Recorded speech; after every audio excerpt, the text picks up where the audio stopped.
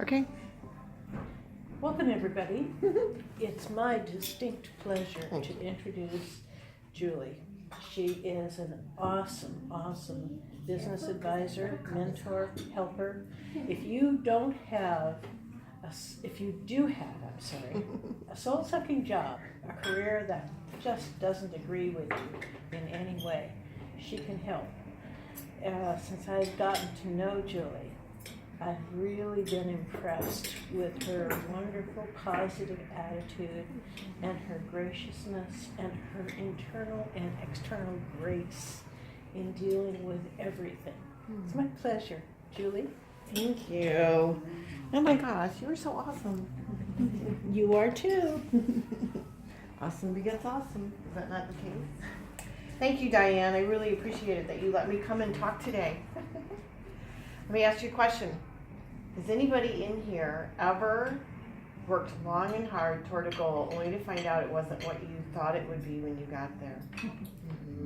Me too. In fact, I spent 25 years climbing the corporate ladder only to find out that it was leaning against the wrong building. And every time that I climbed a rung on that ladder, I sold a piece of my soul to the corporation. And by the time I got to the top, I felt like this lifeless shell, empty and unfulfilled and unhappy. And I could feel myself slipping deeper and deeper into what we call that life of quiet desperation. But if you had seen me, you would have thought I had the perfect life. I had the great husband and son, the beautiful home, the high-powered job, and the big income. What you wouldn't have seen was that I worked 60 to 80 hours a week. I traveled 50% of the time. My marriage was on the rocks, my health was failing, and I had given up my personal life for a soul-sucking job. And to top it off, I had on these golden handcuffs. They were very securely in place, and I couldn't see a way out. So why was I running on this treadmill? Well, I thought I had to, because in order for me to be worthy of this dream life I was pretending to live, I had to run the treadmill. And I thought that when I got to the top, there would be these beautiful boxes in my office labeled with big shiny bows, labeled happiness, self-worth, and self-love. And I'm going to tell you, I was really wrong. So how did I get here? Well, I had great parents who installed beliefs into me as a child. And some of those empowered me, and some of them ignited my itty-bitty shitty committee. Now, you may not have that whole committee. You might just have a doubting Darlene or an inner bully or a negative Nellie. But you know who they are, because they're the ones that get all puffed up and feed your mind stinking thinking and negative self-talk. Things like, I am not worthy of huge success. I'm not smart enough. I'm not pretty enough. I'm not thin enough. I am not lovable. These are affirmations. We call them negative affirmations, and they do not typically create good life experiences or ones that you really want to experience on a regular basis. Every thought that you think and every word that you speak and every action that you take sends out instructions to the universe. And the universe doesn't differentiate in whether it's positive or negative, whether it's good or bad, whether it's right or wrong. It just looks at it and goes, well, I want her to be right, so I'm going to send her what she asks for. So this winter, people kept asking for, I don't want more rain. But the universe doesn't understand that negative, so it just strips out the don't and says, I want more rain. We want to make sure we ask for what we want in the positive. Now, the cool part about this, and you may not even think there's a cool part to this. Yes, there is. If you don't like what you are creating right now, you can send different instructions and you can have different life experiences. Now let me share the effects of negative words and why it's not okay for your inner bully to feed your mind stinking thinking. I have a friend named Rocky Detweiler, and he owns the company Samson Ware. Let me tell you their mission.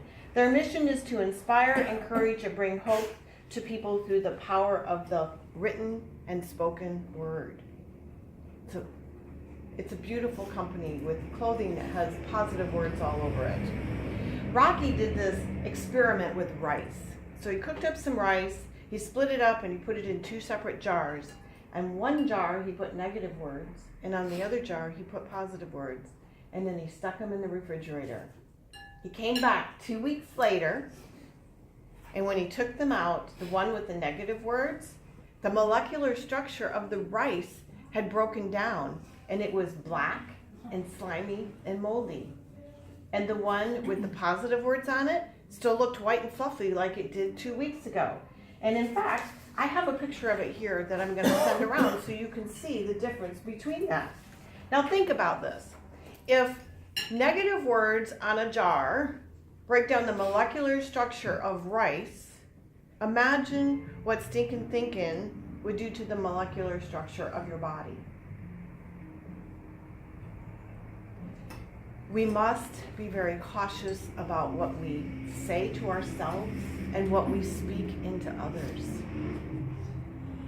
Now let me show you how my inner bully got ignited. Because my parents thought it was really important for me to learn 2 things while I was growing up. The first one was, nothing in life worth having comes easy. And the second one was, life is hard. My life did not start out that way. Well, okay, coming through the birth canal was a bit tough. But once I was out, life was really pretty easy for me because all I had to do was cry and someone would pick me up, cuddle me, change me, or feed me, right? Easy. As I became older, getting good grades, making new friends, sports, all easy. But they kept telling me over and over and over again, life is hard. I didn't even believe them because the first time I heard it, that's not my experience. Why do they keep saying this? Finally, I decided I should sit up and take notice about what it is they're talking about. And so I started observing their lives, and sure enough, I could see that their lives were hard. And so from that observation, and that I perceived that life as an adult must be hard, and that got installed into my subconscious. And when I became an adult, it was like there was this switch that got flipped. Life is easy, life is hard. Life is easy, life is hard. And that one, nothing worth having comes easy. Because of that, I felt like I had to work twice as hard as everybody else, or the success I created would not be worth having. Now, it takes conscious effort to get your inner bully under control, because we have over 60,000 thoughts per day. No wonder we're all tired at the end of the day. But only 5% of those are conscious, and the other 95% are subconscious, which means they are automatic and you don't even have to think about it. Now, some of those we want to keep, like the one that makes our heart beat and our lungs breathe. Can you imagine having to do that every second or so? That would be very tiring. But the ones that we want to dispose of are the ones that our inner bully feeds us, the stinking thinking, the negative self-talk. Now let me tell you about your inner bully. Your inner bully thinks that she's trying to protect you. But in reality, she lives in a constant state of fear. And that holds you back from what you want. Now she is also a liar and a terrorist, and she's verbally abusive. It's not okay to be verbally abusive. She brainwashes you into believing that you are not enough. So when you listen to your inner bully, the question to ask yourself is, would I let my best friend talk to me this way? And I think the answer for most of us would be no. So if the answer is no, the next question to ask is, then why do I talk to myself this way? Now, in order for you to get your inner bully under control, I'm going to give you some tips and some tools today to help start that process. And my first tip for you today is monitor your thoughts, words, and actions. Because you, as an adult, have a choice. You have a choice that to keep the thoughts that you learned as a child that empower you and dispose of the ones that hold you back from what you really want. Now, you might want to write this one down, but negative self-talk is learned, and that means it can be unlearned. So it's learned and it can be unlearned. Now, I started with a little notebook I carried in my pocket, and when I would hear one of those stinking thinking thoughts, I'd write it down, and at night I would go home and I would turn it around into a positive affirmation and start saying it. And because of this, I was able to retrain my brain to start thinking in the positive, and because of that, I was able to change my life. But let me show you how delusional I really was back then. I thought I was this really positive person, and then one of my walking partners who had been listening to Tony Robbins said, I have to let you go because you're just too much of a doubting Darlene. And not only was I shocked and appalled because I thought I was a really positive person, but I was hurt. And so I started listening to my own inner self-talk, and sure enough, that negative Nellie had way too much control. So the first course of action that I had to take was I had to fire her. But before I fired her, I did thank her because she had been a friend for a very long time.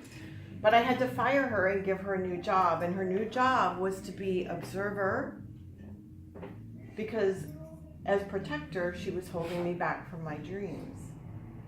And I told her, I got this. I know what to do, and thank you for coming and stopping by. Now, if you fire your inner bully, what now? You have to hire somebody in her place. And so I hired my inner wise woman. And guys, that's who you want to hire too. Is your inner wise woman. Now, she's the one that encourages you and picks you up when you're down. She knows when you are in fear, and she will feed you empowering thoughts that will allow you to step out in faith and walk through that fear. She will say things like, you are really smart, and I am intelligence times infinity. I want you to know that your inner wise woman, she is a badass. Now let's face it though, the inner bully has probably been in charge for a while, is probably pretty stubborn and adamant about staying in charge because she's not really had much resistance up to this point in time. So you're gonna need some tools to help stop her. And the first tool that I was given was what I call my stop, cancel, clear, get the fear out of here. Now what happens when you have a negative thought? It goes through the neural pathways of your brain, and it always gets to a fork in the road. But those negative thoughts have been turning left for so long that they don't even recognize that there is a fork in the road. So when you're saying stop, you're saying stop. There is a fork, and you do have choices. You can do it differently. And when you say cancel, you're canceling that automatic left turn. You're even closing the door, and you're saying clear a pathway to the right, to a life experience that's going to be way more positive. Now what happens when you have that negative thought and you say stop, cancel, clear? Now what? Well, now you have to do what we call the reframe. And reframe takes the negative and turns it into the positive. Remember I said I had a little notebook and I go home at night and I would turn all those negatives into positives? What you want to remember when you're doing that is you want to phrase them in the positive, but you want to phrase them in what you want and not what you don't want. Focus on what you want and not what you don't want. So here's some examples I did. That one about I'm not smart enough. I am so smart that I have 2 college degrees and a lifetime of wisdom in this brain. The one about not being worthy, I changed that one around to I am worthy of everything the world has to offer. In fact, the success that I create out of my worthiness, it can actually stop diseases and world conflicts. That was so empowering for me. I took the I'm not lovable to I am lovable. In fact, I am made of love. And those two that my parents gave me that really impacted my career, life is easy. That was easy to change. Life is hard, life is easy. And everything in life worth having doesn't come easy. I changed that around to everything in life worth having comes easy and effortlessly. And it doesn't matter anymore whether it was hard or not. I feel that it's easy and effortless. Now, implementing positive affirmations into your life takes conscious daily action. If you hear anything multiple times a day, it's going to be conscious daily action. I wrote things down on a little 3x5 card and I kept it in my pocket. I take it out and I read it several times a day because remember, the first time I heard the negative, I didn't believe it. I'm like, what are my parents talking to me about? You're going to feel the same way about the positive because you've been listening to the negative for so long. So you have to read it over and over again. I put it on my mirror with the dry erase marker and I read it every morning and every night. I put a little note in my lunchbox so that when I unpacked my lunch at noon, I saw this little note of affirmations to read to myself.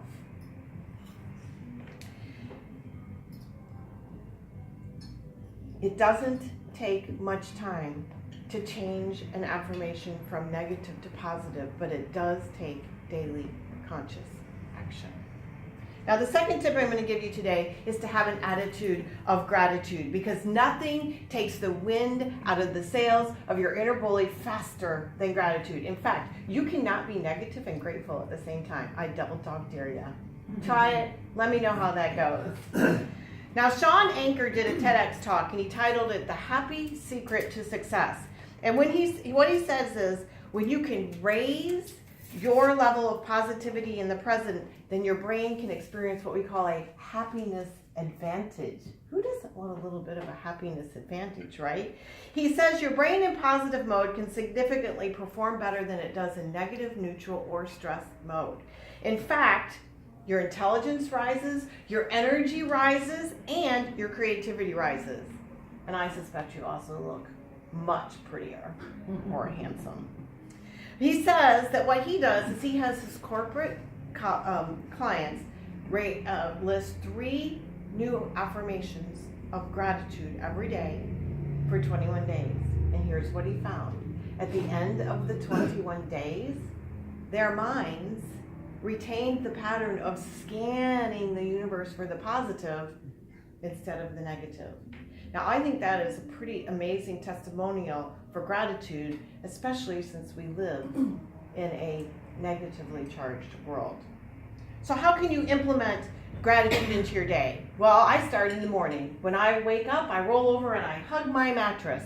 Thank you for the great night's sleep I got last night. Thank my pillow for supporting my head and neck. And I thank my blankets for keeping me warm and dry. And I thank God for the hunky guy that's laying next to me in bed. And then I thank God that I got another day to go out and live my life to the fullest. And by this time, I am so charged up that I jump out of bed. And unlike you, I jump into my pants both legs at once and out the door for a gratitude walk. I love gratitude. And you can use gratitude in any time of your day. My husband, when he gets stressed at work or things seem chaotic or things are spiraling out of control, he pushes away from his desk, he goes outside and he walks around the block and he lists his gratitude. And when he comes back, he feels that he can find creative solutions to problems and not be impacted by people who are spiraling out of control. And he can take the chaos and you can make it organized again. You can do the same thing at your house if you are a stay-at-home mom or you work out of your home. The second way that you can bring gratitude to your life is you can make it first topic of conversation at the dinner table. Or when your children come home from school, you can ask them what they were grateful for today, or at bedtime, tuck-in time. It doesn't matter when you do gratitude, but it does matter that you do it daily. And I recommend throughout the day. The third tip I want to give you today is I want you to schedule some what I call some red hot self-care. That really sends the message that your inner wise woman is in control, that you matter, that you are important, that you deserve to be taken care of, and so you can have enough energy to take care of other people. Now imagine that you all have a pot of gold inside of you, and every time you do for somebody else, a piece of gold leaves that pot. What happens when the pot is empty? It means we have nothing left to give. But what do? A lot of times we keep on giving. And when we do that, what happens is we get tired, we get resentful, and we get angry. And who do we have to blame for that? Ourselves. So how do you fill up your pot of gold? Red hot self-care, baby. That's how you fill it up. Now, what can you do for self-care? Self-care, by the way, is on my calendar in lavender. And if there is no lavender on my calendar, that's a big red flag. That means I am out of balance. My husband and I, we have massages every 3 or 4 weeks. This is a non-negotiable item in our house. It fills up it rejuvenates my soul. It relaxes my mind and my body. It makes me a better wife to my husband. It makes him a better husband to me. It's good for my health, mental and physical. But let's face it, we can't all have massages every day. Darn. So what other ways could you fill your pot of gold? Well, you could actually take a walk in nature or go for a hike. You can do it with somebody or alone, but don't take a negative Nelly because that's not self-care. You could read an uplifting book. Stephen King does not work here, people. You could exercise if you like exercising. I love exercising. Not everybody does. You could garden if you like gardening. I hate gardening, but I like watching your garden grow. That would be self-care for me. You could take a bubble bath with a do not disturb sign on the door. You could sit in silence for 10 to 15 minutes in the morning and write in your journal. You can sit in silence for 1 to 2 minutes before your children come home from school, before your babies wake up from their naps. You can do it before you go into a meeting, a big meeting, and that will calm you and make you feel stronger and more energetic before you go in. You can dance, listen to music. It doesn't matter what you do to fill your pot of gold, but you need a list.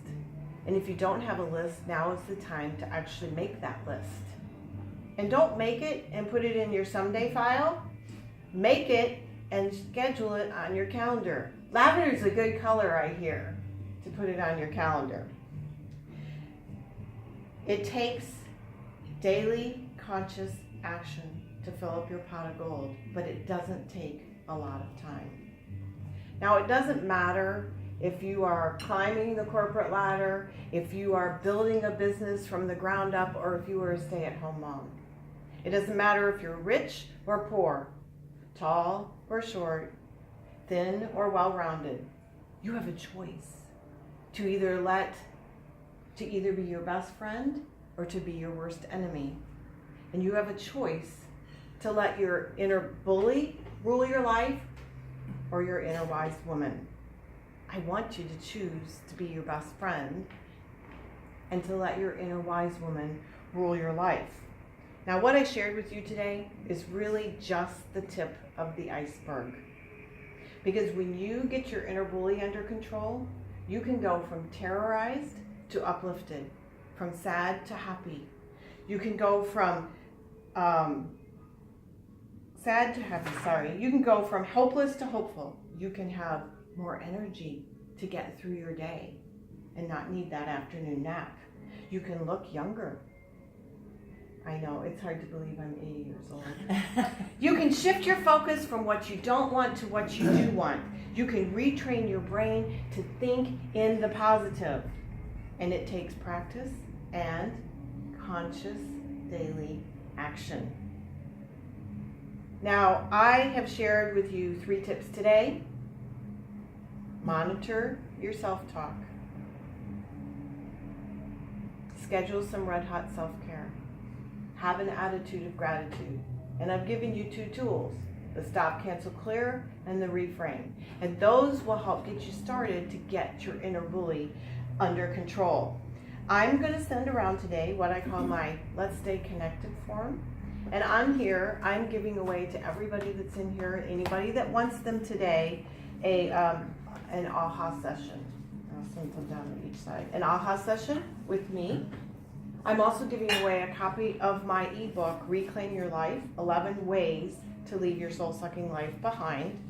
And I have here today, and I want all of you to leave, I have my bowl of affirmations. And I want you to take an affirmation today because it's a gift from me to you. Now I want you to know that the affirmation you get today is one you need to hear today. There are no accidents or coincidences. That's a new word, accidences. And take it home. Tape it on your mirror. Say it to yourself until you believe it over and over. And then I need your help to help me share my passion. So if you know of any groups that are looking for a speaker, if you know anybody, any conferences that are looking for a speaker, I would love to connect with you and find out what those are. I do want you to know that it has been an honor for me to be here today. And it is my passion to give you what I have. Because I want you to have what I have. And that's a life you can't wait to jump out of bed and live every day. Thank you.